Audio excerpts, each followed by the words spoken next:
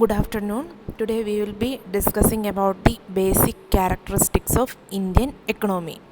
So we have already said India is a developing economy.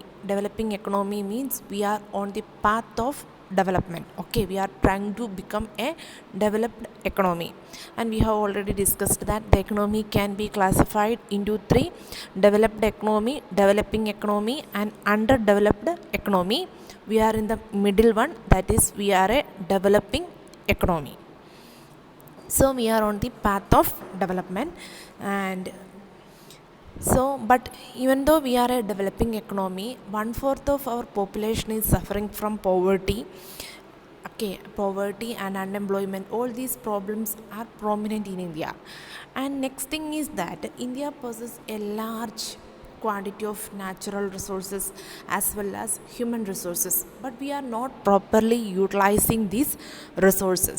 So that is the major problem in India, and we can see the corruption that is present all over the India. So due to the corruption, the economic growth is not carrying out properly.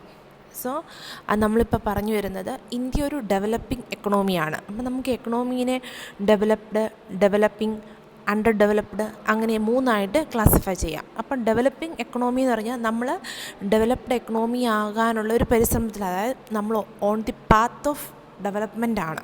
Okay, നമുക്ക് ഇന്ത്യനെ സംബന്ധിച്ച് നോക്കുകയാണെങ്കിൽ ഇന്ത്യക്ക് large quantity of അല്ലെങ്കിൽ huge plenty of natural resources available ആണ്. Natural resources plus human റിസോഴ്സും ഇന്ത്യയിൽ available ആണ്. പക്ഷേ നമ്മളിതൊന്നും properly utilise ചെയ്യുന്നില്ല. നെക്സ്റ്റ് തിങ് എന്ന് പറഞ്ഞിട്ടുണ്ടെങ്കിൽ ഇന്ത്യയുടെ ഒരു മേജർ പ്രോബ്ലം എന്ന് വെച്ചിട്ടുണ്ടെങ്കിൽ പോവേർട്ടിയും അൺഎംപ്ലോയ്മെൻറ്റാണ്. നമ്മുടെ ഒരു 1/4 ഓഫ് ദ പോപ്പുലേഷൻ ഈ പോവേർട്ടി, അൺഎംപ്ലോയ്മെൻറ്റ് മുതലായ പ്രോബ്ലങ്ങളിൽ സഫർ ചെയ്യുന്നുണ്ട്. അതേപോലെ തന്നെ കറപ്ഷൻ, അതായത് കറപ്ഷൻ എന്ന് വെച്ചാൽ അഴിമതി. ഇന്ത്യയിൽ എവിടെ ചെന്നാലും നമുക്ക് എന്ത് ചെയ്യാൻ പറ്റും? പൊളിറ്റിക്കൽ പാർട്ടീസിൽ, ഡിഫറെൻ്റ് ഓഫീസിൽ, എവിടെയും നമുക്ക് അഴിമതി കാണാൻ പറ്റും. ഈ അഴിമതി കാരണം തന്നെ നമ്മുടെ ഡെവലപ്മെൻറ്റ് പ്രോപ്പർലി നടക്കുന്നില്ല. സോ നമ്മളിന്ന് ഡിസ്കസ് ചെയ്യുന്നത് ബേസിക് ക്യാരക്ടറിസ്റ്റിക്സ് ഓഫ് ഇന്ത്യൻ എക്കണോമിയാണ്. അതിലെ ഫസ്റ്റ് പോയിൻ്റാണ് ലോ പെർ ക്യാപിറ്റ ഇൻകം. നമ്മൾ പെർ ക്യാപിറ്റ ഇൻകം എന്ന് പറഞ്ഞിട്ടുണ്ടെങ്കിൽ എന്താണെന്ന് ഡിസ്കസ് ചെയ്തു. അതായത് total national income divided by total number of population will give the per capita income. അതായത് ഇപ്പം നമ്മുടെ ക്ലാസ്സിൽ എൻ്റെ അടുത്ത് 450 ചോക്ലേറ്റ് ഉണ്ടെന്ന് വിചാരിക്കുക. അപ്പം ഞാൻ നിങ്ങൾ ഓരോരുത്തർക്കും വേണ്ടി അത് ഡിസ്ട്രിബ്യൂട്ട് ചെയ്യണമെങ്കിൽ 450 divided by 45, that gives each one will get how much chocolate? 10 chocolate each. Okay, so നമ്മുടെ per capita income that we have already discussed what is per capita income. In India the per capita income is low compared to the developed countries. Okay, so compared to the developed കൺട്രീസിനെ compare ചെയ്ത് നോക്കുമ്പോൾ നമ്മുടെ per capita income ഭയങ്കര കുറവാണ്. Okay, നമ്മുടെ GDPയുടെ growth rate ഒക്കെ comparatively കുറവാണ്. പക്ഷേ നമ്മൾ ഒരു 1990s ആ ഇൻഡസ്ട്രിയൽ പോളിസീസ് വെച്ചൊക്കെ നോക്കുമ്പോൾ അതും അവിടെ നിന്ന് നമ്മുടെ ഇന്ത്യയുടെ എക്കണോമിക് ഗ്രോത്ത് ഉണ്ട് അല്ലേ? ഇന്നലെ നമ്മൾ കണ്ടു. അപ്പം നമ്മുടെ ന്യൂ ഇൻഡസ്ട്രിയൽ പോളിസിയുടെ ഇന്നോവേഷൻ, LPGയുടെ ഇൻട്രൊഡക്ഷനൊക്കെ ശേഷം, അതായത് 1991 ശേഷം ഇന്ത്യൻ എക്കണോമിക്ക് ഒരു ട്രമൻഡസ് ഗ്രോത്ത് ഉണ്ട്. എങ്കിലും പെർ ക്യാപിറ്റ ഇൻകം ഇൻക്രീസ് ചെയ്യുന്നില്ല compared to the developed economy. Indian എക്കണോമിയുടെ 2012-13 കണക്ക് പ്രകാരം നമ്മുടെ GDP ഫാക്ടർ കോസ്റ്റ് 55,05437 crores. അതേപോലെ തന്നെ നമ്മുടെ പെർ ക്യാപിറ്റ ഇൻകം എന്ന് പറയുന്നത് 39,168 ആണ്.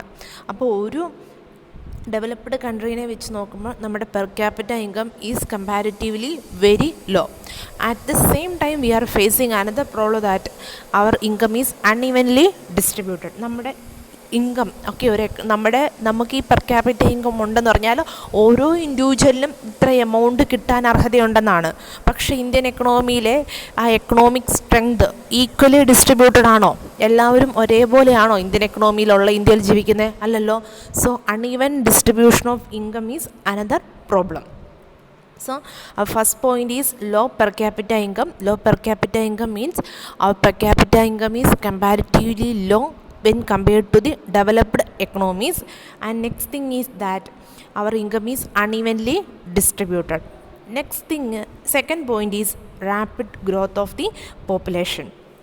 So we know that we are in the we have the second highest population in the world after China. We are standing in the second position. Actually we have only 2.8 percentage of the total land over the world, but we are contributing almost 18 percentage of the world population. So our population is growing tremendously. The major reason is that we are facing a high birth rate as well as low death rate. That is the main reason behind this. And according to the 2001 calculations, our population is 102.70 crores, but it will be now definitely it will have reached at 130 crores, and it is expected that by 2040 we will be crossing China and we will be coming to the first position in the population. നമ്മുടെ population എന്താണ്, tremendously growing ആണ്, ഭയങ്കര റാപ്പിഡായിട്ട് നമ്മുടെ population increase ചെയ്യുക. അതിൻ്റെ main reason എന്ന് പറഞ്ഞാൽ high birth റേറ്റും ലോ ഡെത്ത് റേറ്റുമാണ്. നമ്മളിപ്പം നമ്മുടെ ലോകത്തിലെ തന്നെ ടോട്ടൽ ലാൻഡ് ഏരിയ നോക്കുമ്പോൾ നമ്മൾ ആകെ കോൺട്രിബ്യൂട്ട് ചെയ്യുന്ന 2.8% ആണ്. പക്ഷേ ആ ലോകത്തിലെ ടോട്ടൽ പോപ്പുലേഷൻ എടുത്ത് വെച്ച് നോക്കുമ്പം നമ്മൾ കോൺട്രിബ്യൂട്ട് ചെയ്യുന്ന പെർസെൻറ്റേജ് എന്ന് പറഞ്ഞാൽ 18% ആണ്. ഓക്കെ, സോ ഈ ഹൈ പോപ്പുലേഷൻ്റെ ഈ ഹൈ ഗ്രോത്ത് നമുക്ക് പല ഇഷ്യൂസും ഉണ്ടാക്കുന്നുണ്ട്. Like greater economic burden create ചെയ്യുന്നുണ്ട്. അതുപോലെ തന്നെ inadequate housing, poor health, low education, high infant mortality, low life expectancy. So these are the major issues which will be coming out of the high population. Now we are moving on to the third point, that is unemployment and underemployment. Okay, so we have already said that we have a large number of population, so we have a large amount of human resources, but we cannot provide employment opportunity to all these people. So we are facing from the problem of unemployment and the rate of it is difficult to provide the employment opportunity to all the people in India. And so it is not possible actually to provide employment to all the people. So actually the current status of unemployment is 6.2% in rural area and 8% in urban area. It is based on the 2011-12 status. Okay, and next thing is that people who are engaged in the agricultural and other related activities which is related with agriculture, so they are not getting employment throughout the year. So this situation is known as the underemployment. Okay, so it is estimated that around 40% of the rural population is facing from the problem of underemployment. Okay, so and many cases the people can't use their full capacity in the employment sector. So in a rural Indian economy, the large number of workers are engaged in production than actually needed. Okay, if we need actually 10 people in real situation, almost 20 people are engaged in that particular activity. That is the situation is known as disguised unemployment. Okay, so നമ്മൾ ഇന്ത്യയിൽ face ചെയ്യുന്നൊരു പ്രോബ്ലമാണ് അൺഎംപ്ലോയ്മെൻറ്റും under എംപ്ലോയ്മെൻറ്റും. നമുക്ക് ഇന്ത്യയിലെ population നമ്മൾ പറഞ്ഞു tremendous ആയിട്ട് grow ചെയ്തുകൊണ്ടിരിക്കുക. അപ്പം എല്ലാ ആൾക്കാർക്കും എന്ത് ചെയ്യാം, നമുക്ക് എംപ്ലോയ്മെൻറ്റ് പ്രൊവൈഡ് ചെയ്യാൻ പറ്റത്തില്ല. So the rate of unemployment is high in India. അപ്പം നമ്മൾ അതിൻ്റെ കാൽക്കുലേഷനും കാര്യങ്ങളൊക്കെ പറഞ്ഞു. അതുപോലെ തന്നെ അഗ്രികൾച്ചറും അഗ്രികൾച്ചർ റിലേറ്റഡ് ആക്ടിവിറ്റീസിലും എൻഗേജ് ആയിട്ടുള്ള ആൾക്കാർക്ക് അവർക്കൊരു ത്രൂ ഔട്ട് ദ ഇയറും എന്ത് ചെയ്യുന്നില്ല, അവർക്ക് എംപ്ലോയ്മെൻറ്റ് കിട്ടുന്നില്ല. അതിനെയാണ് നമ്മൾ എന്ത് പറയുന്നത്, അണ്ടർ എംപ്ലോയ്മെൻറ്റ് എന്ന് പറയുന്നത്. And next thing is that ഈ ചില ഏരിയാസിൽ നമ്മൾ എന്ത് ചെയ്യുക, ആൾക്കാർ അവരുടെ ഫുൾ കപ്പാസിറ്റി യൂട്ടിലൈസ് ചെയ്യുന്നില്ല. They are using below there capacity, and that situation is known as the disguised unemployment. So actually we are facing from the problem of unemployment and underemployment. Here we are it is not possible to provide employment opportunity to all the people in India. And next thing, fourth point is excessive dependence on agriculture. Okay, so agriculture is the major occupation in India. It is the we can, if we want to say, means we can say that it is the primary occupation of India, and about 65% of the total population of India is depending upon agriculture as the livelihood. So agriculture in India is, we can say that it is overcrowded. നമുക്കറിയാം, agricultural ആക്ടിവിറ്റീസിൽ depend ചെയ്യുക എന്ന് പറഞ്ഞാൽ അതൊരു അൺസർട്ടനിറ്റിയാണ് അല്ലേ. നമ്മൾ plant ചെയ്ത crops പ്രോപ്പറായിട്ട് വിള നൽകാണ്ടിരിക്കുക, അല്ലെങ്കിൽ എന്തെങ്കിലും കാരണം കൊണ്ടത് നശിച്ചു പോവുക, അങ്ങനെയൊക്കെ ചെയ്യാം. അപ്പം ഇന്ത്യയിലെ ഓൾമോസ്റ്റ് 65% ഓഫ് ദ പോപ്പുലേഷനും ഡിപ്പെൻഡ് ചെയ്യുന്നത് അഗ്രികൾച്ചറൽ ആക്ടിവിറ്റീസിലാണ്. ഓക്കെ, അതുകൊണ്ട് തന്നെ അതൊരു ഒരു ഫാസ്റ്റർ എക്കണോമിക് ഗ്രോത്തിന് എന്ത് ചെയ്യുന്നില്ല, ഹെൽപ്പ് ചെയ്യുന്നില്ല. And next point is the low productivity. Low productivity means that, okay, low productivity means the low output per worker. Okay, productivity means output per worker, and low productivity means the output which we are getting from each worker is low. And the main reason behind this that low lack of capital. Okay, compared to the advanced country, the output from which we are getting from each worker is comparatively low, because we are mainly depending upon agricultural and manufacturing activities. From both these activities, whatever we are getting is comparatively low when compared to the developed countries. Our workers are inefficient, okay, when compared to the advanced countries' workers. Actually, most of the Indian population are illiterate as well as ignorant about the developments which are taking place, and they are poor also, so they cannot contribute much capital to their employment opportunities or their working field. So comparatively our productivity will be low. അപ്പോൾ ഇന്ത്യക്കാരെ സംബന്ധിച്ച് നോക്കുമ്പോൾ നമുക്ക് agricultural സെക്ടറിൽ നിന്നായിക്കോട്ടെ ബാക്കി ഏത് സെക്ടറിൽ നിന്നായിക്കോട്ടെ നമ്മുടെ പ്രൊഡക്ടിവിറ്റി കുറവാണ്. ഓക്കെ, ഓരോ വർക്കറിൻ്റെ അടുത്തും കിട്ടുന്ന ഔട്ട്പുട്ടിനെയാണ് നമ്മൾ എന്ത് പറയുന്നത്, പ്രൊഡക്ടിവിറ്റി എന്ന് പറയുന്നത്. ആ പ്രൊഡക്ടിവിറ്റി കുറയാനുള്ള മെയിൻ റീസൺ എന്ന് പറഞ്ഞിട്ടുണ്ടെങ്കിൽ ദ ക്യാപിറ്റൽ ഈസ് ലോ. നമുക്ക് ഇന്ത്യക്കാർ പുവർ പീപ്പിളാണ്, കമ്പാരിറ്റീവ്ലി നമ്മൾ പുവർ പീപ്പിളാണ്, ഇല്ലിട്രേറ്റ് ആണ്, ഇഗ്നോറൻ്റ് ആണ്. അതുകൊണ്ട് തന്നെ നമുക്ക് കോൺട്രിബ്യൂട്ട് ചെയ്യാൻ പറ്റുന്ന ക്യാപിറ്റലും ലിമിറ്റഡ് ആണ്. ഓക്കെ, സോ നമുക്ക് ഒരു ഇന്ത്യയുടെ എക്കണോമിക് ഗ്രോത്തിലേക്ക് കോൺട്രിബ്യൂട്ട് ചെയ്യാൻ പറ്റുന്നത് കമ്പാരിറ്റീവ്ലി ലോ ആണ് when compared to the developed countries. Next point is the deficiency of capital. Okay, we are suffering from the problem of deficiency of capital. In India, the income which we are getting is comparatively low, as well as the prices of the goods are comparatively high. So people are not able to save much. They have to spend whatever they are getting on for the consumption of the product. So their savings will be low. So due to the low savings, the capital formation also will be low. Okay, so this we are telling when compared to the developed country. Okay, so when a country can be rich and powerful only when it possesses high or huge amount of capital. So നമ്മുടെ ഇന്ത്യനെ സംബന്ധിച്ച് നോക്കുമ്പം നമ്മുടെ capital formation comparatively low ആണ്. കാരണം ഇന്ത്യക്കാരുടെ income കുറവാണ്, അതേപോലെ തന്നെ അവരുടെ price of goods comparatively high ആണ്. അപ്പം എന്ത് ചെയ്യാൻ പറ്റും, അവരുടെ സേവിങ്സ് കമ്പാരിറ്റീവ്ലി കുറയും. സേവിങ്സ് കുറയുമ്പോൾ തന്നെ ക്യാപിറ്റൽ ഫോർമേഷൻ കുറയും. ഇത് നമ്മൾ പറയുന്നത് നമ്മൾ അഡ്വാൻസ്ഡ് കൺട്രീസിനെ കമ്പയർ ചെയ്ത് നോക്കുമ്പോഴാണ്. Okay, so now the things are getting better. നമുക്കിപ്പോൾ കാര്യങ്ങളൊക്കെ എന്ത് ചെയ്ത് ബെറ്ററായിട്ട് വരുന്നുണ്ട്. Next thing is the service driven economy.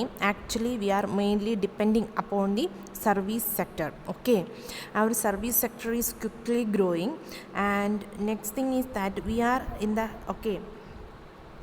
increase in the service. Okay, in the GDP, India is the highest position, 8.1%, and it is followed by Spain. Okay, so we are depending mainly on the service sector activities. Our dependence on the service sector activities is going fastly. നമ്മൾ ഇന്ത്യയിൽ മെയിനായിട്ട് depend ചെയ്യുന്ന service സെക്ടറിലാണ്.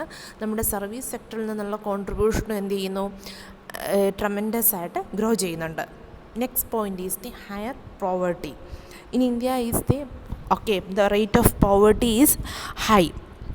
Okay, so next thing is that the rate of poverty was 40.5.3% in 1993 and 94 actually, and it fall to 22% in 2011-12. അതായത് ഇന്ത്യയിലെ poverty, അതായത് ദാരിദ്ര്യം വളരെ കൂടുതലാണ്. ഓക്കെ, നമുക്ക് 45% ആൾക്കാർ ദാരിദ്ര്യയിലായിരുന്നു 1993-94 ആ ടൈം പീരീഡിൽ. അത് 2011-12 ആയപ്പോഴേക്കും എന്ത് ചെയ്തു, അത് ഡിക്ലൈൻ ചെയ്ത് 22% ആയിട്ട് ഡിക്ലൈൻ ചെയ്തു. അതുപോലെ തന്നെ റൂറൽ അർബൻ ഏരിയാസിനെ കമ്പയർ ചെയ്യുമ്പോൾ റൂറൽ ഏരിയാസിലാണ് എന്ത് ചെയ്യുന്നത്, പോവേർട്ടി കമ്പാരിറ്റീവ്ലി കൂടുതലാവുന്നത്. ഇപ്പോഴും ഇന്ത്യയിലെ 30% ആൾക്കാർ ബിലോ പോവേർട്ടി ലൈനിലാണ് ഉള്ളത്. Then higher inequality. Okay, so inequality or inequal distribution of income and wealth makes a larger problem in case of poverty in India. Okay, so India is the second most unequal country in the world after Russia. In India is richest is 1% and the population on 50.4% of the total wealth of the country. Unequal distribution of income and wealth, that is the one of the major problem of India. Okay, actually there is a saying is that richer are getting richer and richer and poorer are getting poorer and poorer. അതായത് ഇന്ത്യയിൽ unequal distribution of ഇൻകവും വെൽത്തും ഉണ്ട്. അതായത് ഇങ്ങനെ എന്ത് ചെയ്യുക, ധനവാന്മാരായിക്കൊണ്ടേ ഇരിക്കുക, പാവപ്പെട്ടവരെന്ത് ചെയ്യുന്നു, പാവപ്പെട്ടവരായിട്ട് തന്നെ നിൽക്കുക. പക്ഷെ നമ്മൾ ഈ പെർ ക്യാപിറ്റ ഇൻകം ഒക്കെ എടുക്കുമ്പോൾ ഇന്ത്യയിൽ അവൈലബിൾ ആയിട്ടുള്ള, അതായത് നമ്മുടെ അംബാനിയുടെയും അദാനിയുടെയും ഇൻകവും കൺസിഡർ ചെയ്യുന്നുണ്ട്, അതുപോലെ തന്നെ ഒരു പിച്ചക്കാരൻ്റെ ഇൻകവും കൺസിഡർ ചെയ്യുന്നുണ്ട്. അങ്ങനെ എല്ലാവരുടെയും ഇൻകവും എടുത്ത് നോക്കിയിട്ടാണ് നമ്മൾ ഈ പെർ ക്യാപിറ്റ ഇൻകം ഒക്കെ കാൽക്കുലേറ്റ് ചെയ്യുന്നത്. അതുകൊണ്ട് തന്നെ അൺഈക്വൽ ഡിസ്ട്രിബ്യൂഷൻ ഓഫ് ഇൻകവും വെൽത്തും ഇന്ത്യയിൽ വളരെയധികം കൂടുതലാണ്. And we R standing on the second position in case of unequal distribution of income and wealth after എന്താണ്, Russia.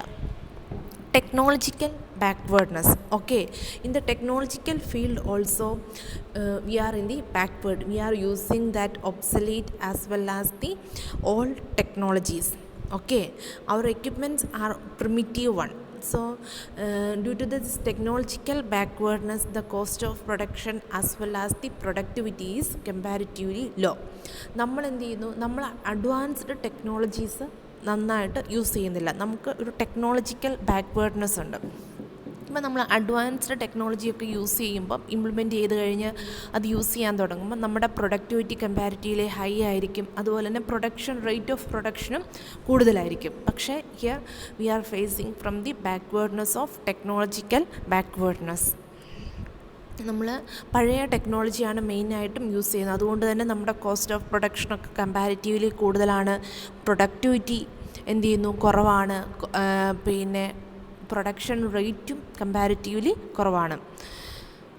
Under utilisation of natural resources.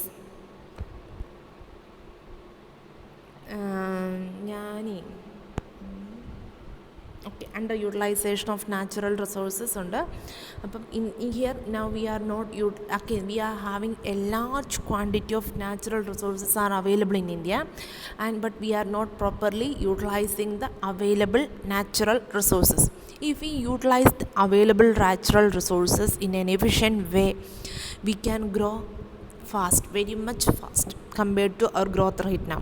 നമുക്ക് എന്ത് ചെയ്യുന്നുണ്ട്, large quantity of natural resources available ആണ്. പക്ഷേ നമുക്ക് അവൈലബിൾ ആയിട്ടുള്ള natural resources ഒന്നും നമ്മൾ എന്ത് ചെയ്യുന്നില്ല, പ്രോപ്പറായിട്ട് യൂട്ടിലൈസ് ചെയ്യുന്നില്ല.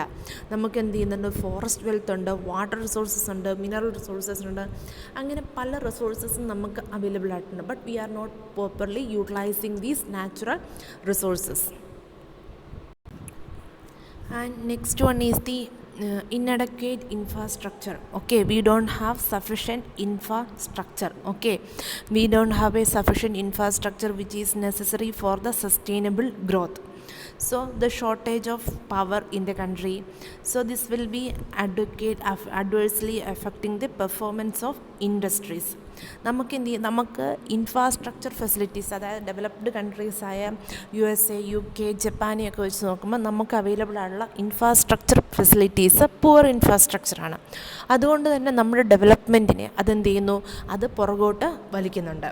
Next one is the slow industrial growth.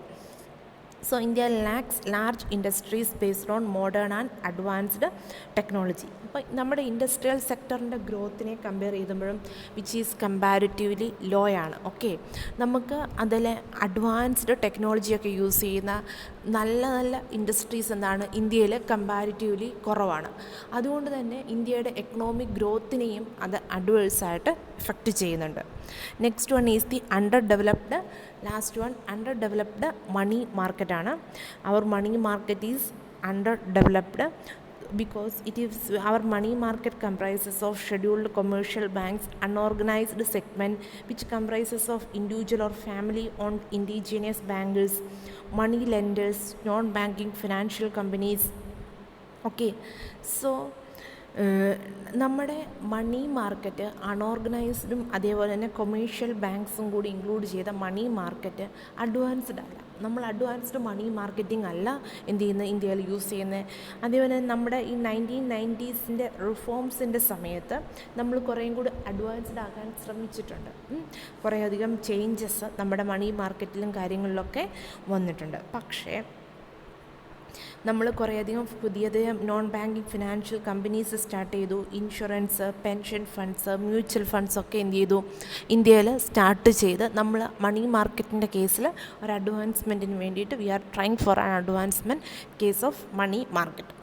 So these are the basic characteristics of Indian economy, that is low per capita income, rapid growth rate, unemployment and underemployment, excessive dependence on agriculture, low productivity, deficiency of capital, service driven economy, higher poverty, higher inequality, underutilization of natural resources, technological backwardness, inadequate infrastructure, slow structural development, underdeveloped money market.